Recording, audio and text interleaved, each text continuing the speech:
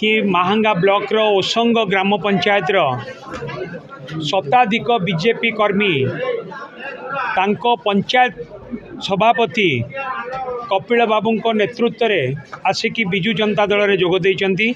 BJP रो पंचायत सभापति नेतृत्व में एवं ता सहित बहुत वार्ड मेंबर माने मध्य आसी जोग देइचंती। पंचायत रो नेतृवृंद जोग देइचंती।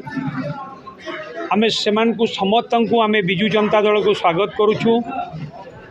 आमर जो लक्ष्य आमर प्रिय नेता माननीय मुख्यमंत्री श्रीयुक्त नवीन पट्टनायक नेतृत्व में ओडिशा रे जो विकासमूलक कार्यधारा होउची से अनुप्राणित होइकि से माने जोग देइचंती एवं एमानक योगदान फल ए विकासमूलक कार्यधारा ओसंग पंचायत रे एवं महांगा ब्लॉक रे आहुरी अधिक त्वरान्वित हबो बोली आमर विश्वास।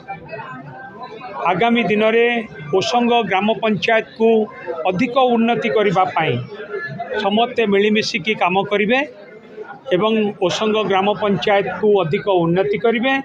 पंचायतवासी को आहुरी अधिक रु अधिक सेवा जोगाई देवे।